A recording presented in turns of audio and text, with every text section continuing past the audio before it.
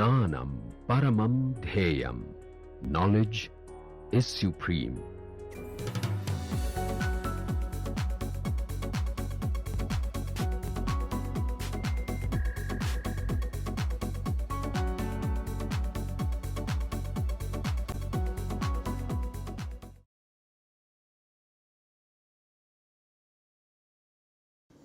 Welcome to MOOC course on applications of Interatomics using genomics and proteomics technologies. Today's lecture will be delivered by Dr. Uma Sinha Datta. She is a global training manager at GE Healthcare. Dr. Uma's research experience includes molecular virology, molecular and structural characterization of segmented RNA virus, early detection kit, both for immunodiagnostics and RT-PCR.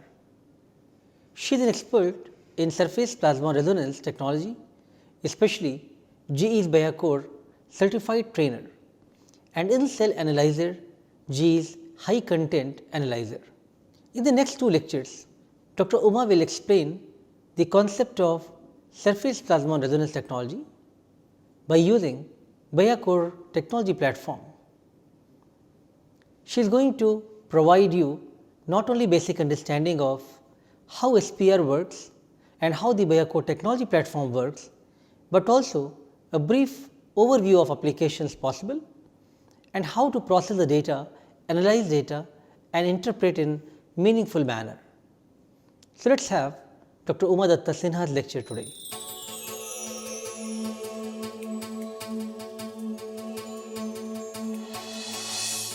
So, you all had a chance to look at the BioCore. We talked about some of the SPR technologies, how it actually determines the interaction based on the surface plasmon resonance technology, right. You know what is the association phase, what is the dissociation phase, regenerations required, right, to run the cycles. So, post that I would like to talk about little bit on the assay development part. When you are ready to do your or start up with your BioCore experiments, what are the things that you would like to take care, when you have two interactants and you would like to see the interactions, what are the things that you would like to optimize, which one should go as a ligand, which one should go as an analyte, various other things, what would be the reference service like, things like that. So, let us start. So, this is the basic assay development. Before I do that, I would like to spend a minute to talk about the organization that I work for. So, I am part of GE Healthcare and I work for a small group called FastTrack. FastTrack is actually a group which offers services to the customers. There are two parts to it. First is the process development, the other is the training and education. And I am currently the global FastTrack training manager. So, I take care of all the trainings that happen globally. And FastTrack, like I said, it is a global organization. It is located strategically over the world, and we do all kinds of process developments and trainings. So, coming to the objectives of the lecture. So, like I said, we will talk about on the assay development part, what you would do when you first would like to set up a BioCore assay, what are the optimizations that you would like to do, what things like which one to, first of all, how are the, first the assay, how does it, should it look like, then which one can be a ligand, what can be an analyte, what are the different reference surfaces that you can do, and very important also, we talked about regeneration. How do you optimize the regeneration condition, because if your regeneration is not perfect, your runs typically do not go so well, right. So, the first, so let us look at some of the assay formats. The first one is the direct binding assay format, which is very simple. Your interactant is actually immobilized on the surface, like you can see here. So, we talked about in BioCore that you have a ligand and an analyte, right. Whatever goes on the surface is called the ligand, and whatever is flown on the flow cell is called the analyte. So, in the direct binding, your ligand is actually covalently linked to the surface and your analyte is moving on top, right. You also have another direct format, it is nothing, we call it an enhancement, or it is also similar to the capture method, right, what we were talking about. So, the first, the capturing molecule is immobilized, then you actually bind your ligand and then your actual analyte comes and binds, right. So, this is, you can also call this an enhancement molecule sometimes if you are treating this as a direct binding. If this molecule is extremely small, then you can use an enhancer, you know, a specific molecule that it binds to read it. In the direct binding cases, your sensorograms would look something like this. In this type, this is where your baseline is, this is your association phase and this is your dissociation. And if you are looking at, and after that you can actually do a regeneration for this type only. But if you are looking at this enhancement, what you do is actually, first this is where your red molecule is binding to your ligand and then your enhancer is binding. So, that is your final response that you look at, right. There are certain indirect bindings that you can do where we use it, we utilize the competition. So, the binding does not really happen on the surface, you are having the binding happening on the in the solution, right. So, this is called the solution competition. What you do is here you mix the analyte and the detecting molecule in a particular portion. The analyte is kept constant where with increasing concentration of detecting molecule, okay, and you mix them. So, with the increasing concentration of detecting molecule, what will happen is you will, with increasing concentration of detecting molecule, you will have free detecting molecule in the solution, right. And then when you put this mixture here, so with the increasing concentration of analyte, you actually see drop in response unit, right. So, it is actually a reverse, you know, with increasing, usually in the direct binding with the increasing concentration of analyte, you see increase in response unit. Here you are seeing just the opposite, right. This is another one, it is a similar format. So, here you are actually having a competition in the term that you are having a competition in the solution. The bound ones will not come and bind here, only the free detecting molecule are available to come and bind, right. Now, here when you are mixing it with so this is where we call it is a surface competition. The competition is happening at the surface. You have the analyte as well as you attach or link your analyte with a competing analyte, in the sense it is a high molecular weight analog where you link it with. And the key is the high molecular weight analog, when you attach it, the size of this should be considerably larger than your analyte. You mix them, here they actually, in earlier case the binding was happening in solution, but here of course there is no binding. When you put this mixture on your surface where your ligands are bound, you see the binding only because of your competing analyte, okay. When you these analytes are so small and negligible, you do not get to see your binding. So, here too, with increasing concentrations of your analyte, you actually see less and less of binding. So, it is again a reverse plot, right. So, if you summarize the response versus analyte concentration in direct binding, you see increase in RU with analyte, whereas in indirect you actually see a decrease in binding with your. So, these are basically two types of, yes sir. So on the direct enhancement, is that, how are you going to get the rate constant somehow? Or isn't that dependent on the rate of the enhancing molecule binding, or is that? That's right. So, you probably will not get the rate constants there. You can only do certain applications like concentration determinations. I see. Yeah, that's a very good point. Yes. So, so these are different various formats that are offered, but then again it is limited to what applications you are using to. Yeah. Okay. Coming to the general steps of Biacher assay, I think I don't need to explain that. You are all now quite comfortable with this, you understand this. but we will talk about now in detail on the surface preparation. Why, so surface preparation. So when you have set of two interactomers, right, you would like to use it in Biocode to see and bind it, right. So you need to first understand why you would like to, which one you would like to choose as a ligand, which one you would like to choose it as a analyte, things like that. Okay. So first of all, what is immobilization? We all know, right. How do we stick it to the surface? We covalently link it, right.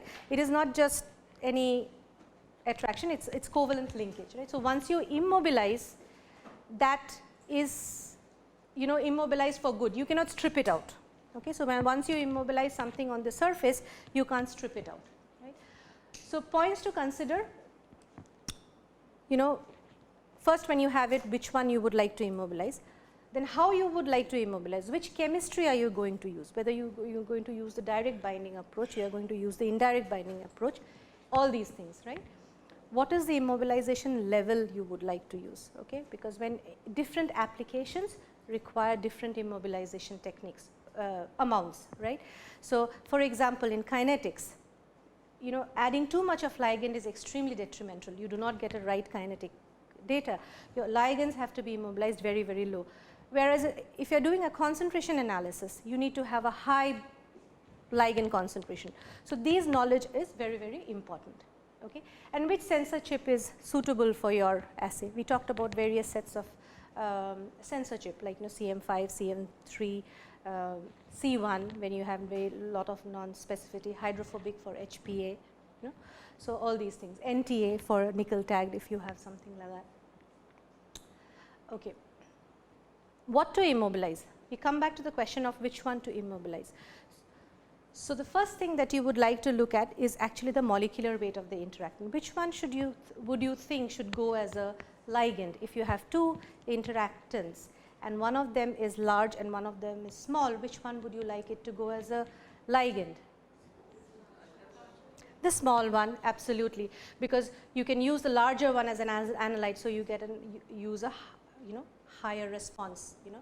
But having said that, with the Biocode T200, the sensitivity it offers, even if you have a smaller, small molecules can still be used as an analyte, but you do some amount of background, a noise, but then it is still enough to do a kinetic analysis, but not with the earlier versions like X100 where the sensitivity was not as high with the T200.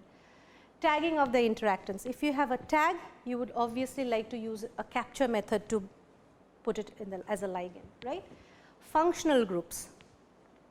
The few things, functional groups and binding activity of the immobilized, they go together actually, because if you are using a functional group to immobilize which is actually in the active pocket, then you destroy the activity, then then there is no point, right. So you need to have some amount of information of the functional group that you are using and that is not being used to immobilize it on the surface, right. Purity.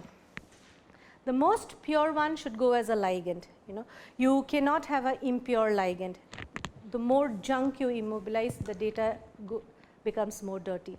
You can still use it as an analyte, so of course again when I talk about analytes being impure, it's only limited to applications like binding experiments. If you have to do kinetic, you cannot afford to have an impure analyte, but if you are doing a concentration analysis, if you are doing a binding, it's fine to have a slightly impure analyte. Valencies.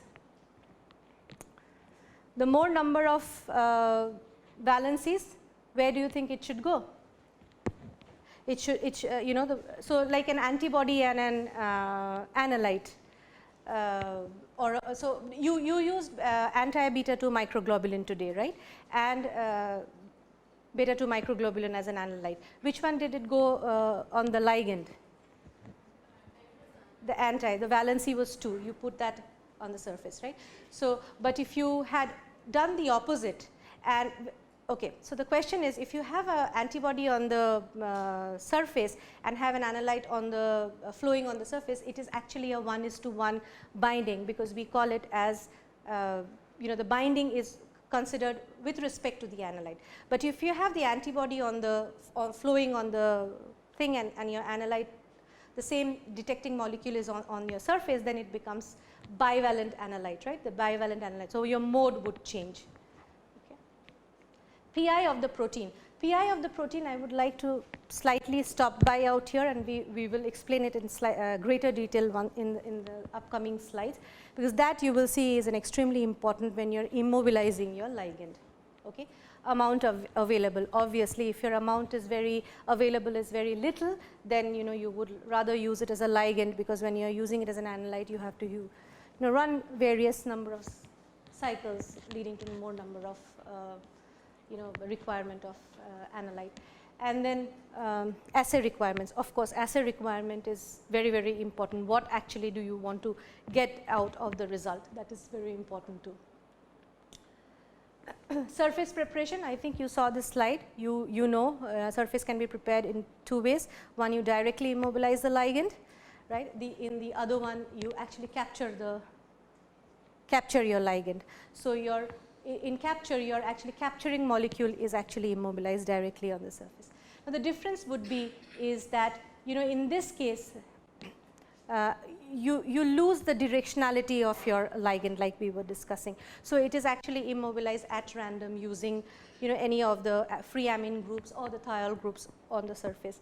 Whereas, if you are using a capture molecule, you maintain a directionality of your ligand if your assay requires so. This one that you are looking at is actually the step of your immobilization. So, how do we immobilize is like first we activate our surface using EDC NHS, and do not ask me what is the full form, because I really cannot remember ever the EDC NHS. What it does, it actually activates your surface into the carboxyl groups into a reactive ester group, okay? And that is where you are seeing the EDC NHS is being pushed. After that, at this point your surface is actually activated, and then you push your ligand, okay, which has the free amine groups or the free other groups. And at this point, all your proteins are getting covalently attached or linked to the surface. Okay. And then finally, you do a blocking with ethanolamine. This blocking is to block all the activated ester groups which has not formed a covalent link, because if you do not block at that stage, when you are actually passing your analyte, they may come and bind there, right. So, this blocking step is extremely important, and the difference from here to here is actually your immobilization level. Okay. Choice of immobilization strategy, it will depend on your ligand. Again, amine coupling is very widely used, in most cases, more than 90% of the cases we typically use amine coupling, particularly in proteins when we are talking about, because there is huge amount of amine groups available in most proteins. Right. So, if your ligand is actually unstable, then you would actually use a capture method, right. If you are using a covalent chemistry to immobilize and your ligand loses its activity, then you would rather use a capture method. If it is an impure ligand, like remember we said that your ligand needs to be very, very pure to be put on the covalently linked on the surface. But if it is an impure ligand, then you can do is capture it, right. So, you can only capture the your specific ligands. If your covalent linking actually loses the results in loss of activity, say for example, you have done amine, then and it loses the activity, then try and use a thiol coupling or aldehyde coupling. For acidic ligands, typically capture chemistry is mostly used, and if regeneration condition is also difficult, like if you have not found out a regeneration condition, sometimes it is very difficult to find out regeneration condition for some cases. In those cases also you use capture chemistry. Okay. Coming to the PI point, which is extremely important here when you are immobilizing your ligand, and I think I don't need to reiterate this. You know, we all know what's the, you know, what happens when your protein is put in a pH less than your pi, your protein is actually positively charged, right? And if it is more than your pi, your protein is actually negatively charged. So when we use this, it's the same thing in a more schematic thing. Now, the pKa of the surface, the chip, the pKa of the surface is actually close to 3.5. Okay, so if you are going less than pH 3.5, so I am talking about a scenario where I would like to immobilize my ligand, and I would like to put my ligand or the protein in a certain buffer where it is in a particular charge, positive or negative, let's decide that, right. So if I put my protein in a pH 3.5, say most likely if the protein, of course pi is higher than that, it will be positively charged, but the surface actually loses its charge. Okay, it has absolutely no charge. So in that case, you know, there is no attraction between the protein and the surface. And why are we talking about the attraction between the protein and the surface? Because we talked about covalent linkage, right. But the covalent linkage to happen, the protein has to come close enough to your surface so that, you know, covalent bond can be formed. Okay. So this scenario where your pH is very low, typically it's not a good scenario to immobilize your ligand. You do not see immobilization. So it's too low for immobilization. Now at a pH higher than 3.5, you know, your surface actually attains a net negative charge. Okay. And if your pi is higher than that pH, and in that particular pH, and you are able to keep the protein positive, you know, then your attraction happens. Okay, and this is the ideal scenario where your you know, covalent linking can happen very ideally. Again, if your pH is higher than your pi, you know, then there is no attraction because both of them becomes negative. Right. So that's what we call it as pre-concentration also. So when we are doing a ligand immobilization, and sometimes we see that we are not attaining the amount of RU that we are expecting, this is something that is extremely important apart from the chip quality and EDC quality and things like that. So this is also something very important to keep. And this is the same thing that we talked about. Now, you know, not all the time you may have information about the correct PI, right. So we have a tool called scouting, pH scouting, which actually tells you which buffer would be most convenient or ideal to use it for immobilization buffer, okay, for immobilization purpose for that particular protein. So you can take a little bit of your protein before you do your actual immobilization and run into this pH scouting experiment, okay. Take a small amount and then mix it with various buffers. Typically the buffer that we supply is from pH 5.5 to pH 4, okay. Mix them in all different same concentrations but different buffers, and then run them, and then try to compare and see what is the peak like.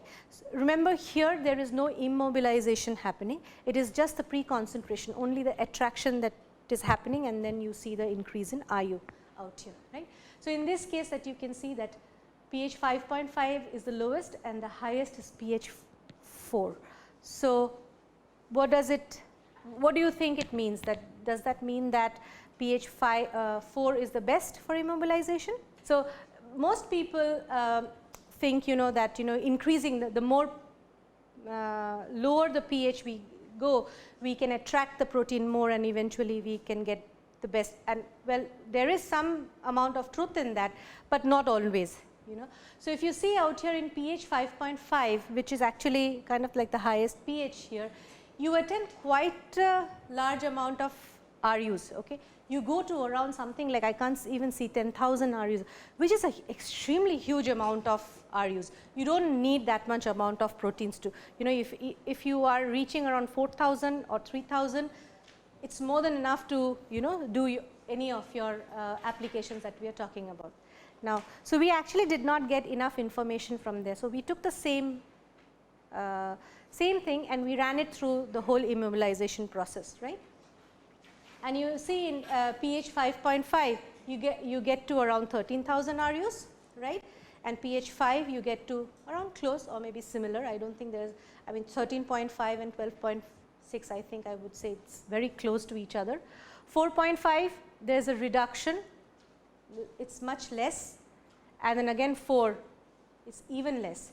So, whereas our pre-concentration earlier showed you know, with 4.5 and 4 it was still increasing, but here actually you are actually attaining a much lesser RU than in, considered to pH 5 and pH 5.5. The logic out here is actually, so when you are actually attracting so much in pH 5.5, increasing the lowering the pH even further and attracting doesn't really help for covalent linkage. So, that is where you start getting your steric hindrance and where your, you know, immobilization, your covalent linkage is not again you know, happening in an ideal scenario.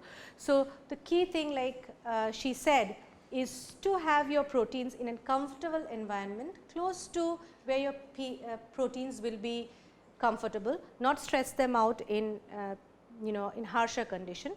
If required, if you do not see any rise, like for example, in these cases, if you do not see any rise in pH 5.5 and 5 and suddenly you see a pH rise in 4.5, that is where you go into a low, you know, lower pH like 4.4, 4.5 or 4. Otherwise, stay close to you know, more comfortable environment. Does it make sense? Okay. Now, I think somebody was asking about the immobilization level. So, this is, so how do we find out the immobilization level and in Biacon term, and how much should we immobilize actually when we are doing a Biacon assay. So, we have this formula which we call it as it's kind of like a, what do you say, Ved Vakya in Biacon. R max is equal to molecular weight of analyte by molecular weight of ligand multiplied by RL into the stoichiometry. So, R max, we have not talked about R max yet. R max is called the maximum binding capacity of your surface. Once you immobilize your surface, the capacity of the surface to bind maximally your analyte, that is your R max. Okay. RL is the ligand immobilized. Okay. So, when you immobilize your ligand, you get a particular RU, right. Say for example, you immobilize 500 RUs or 1000 RUs, right. So, that is your RL, and stoichiometry of your binding, whether it is 1:1 or if it is a bivalent it is 2, right. So, typically theoretical R max, what we did find out from here, is higher than your experimental R max. Usually when you actually immobilize your ligand, you tend to you know, lose some activity, you know, and or your ligand to begin with may not have 100% activity. But in some cases when you see much higher R max, you know, in experimentally as compared to theoretical, immediately it should strike a bell that a bell should ring in your mind that something is wrong. Either the stoichiometry that we considered was not right, or there is some non-specific activity, or there is aggregates happening, right. So, there is a small exercise if you would like to do, hopefully it will wake you up if you guys are sleeping. So, for say for example, if we have a ligand that I would like to immobilize, and I would like to work at an R max of 100, okay, and the molecular weight of your analyte and ligand are given. So, your ligand looks like a map like 150 kilodalton, your analyte is 25 kDa, stoichiometry is 1, and I would like to reach an R max of 500, right. So, how much RL, how much of ligand should I immobilize? Anybody? 600, right. So, if you get 600, then typically I would, since your theoretical R max is usually higher than your you know, experimental R max, we typically go ahead and if it is 600 from your theoretical, I would go ahead and immobilize 700 or 800 to compensate a little bit, and then, you know, start your experiment. Okay. Is it okay? How you decide max? Right. Yeah. So,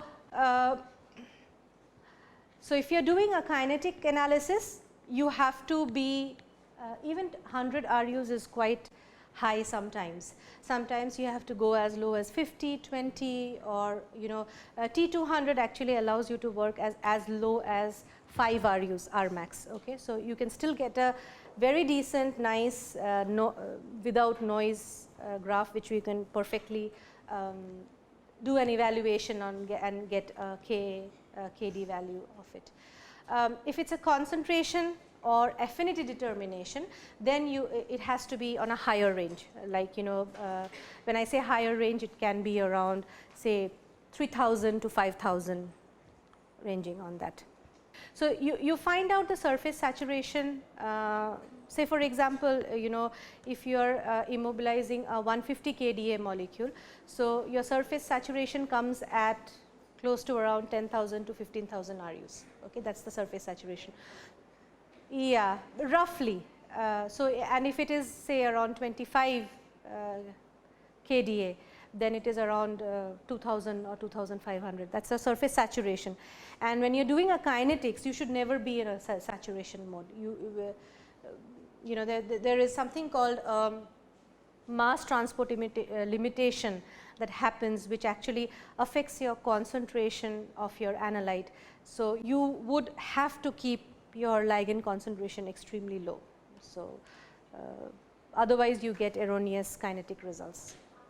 I'm a bit confused. When you say 600, 700, what's the unit? RUs, resonance unit, response unit. Intensity. Yes, exactly. So like I said, right, it is related to the refractive index. So the change in the change in mass will change the refractive index, and that is related to your response unit. Response unit. Because the analyte molecular weight is not given, so we have to do unknowns in that. No, analyte molecular weight is there. Okay, there is. Yeah. Okay. What's the maximum Rmax that T200 allows? Well, it can allow a lot. I mean, and then it's not about T200 allowing it. It's the analyte and the ligand molecular weight which will contribute to it. Yes. First is 5, you said. 5 RUs of Rmax. Yes.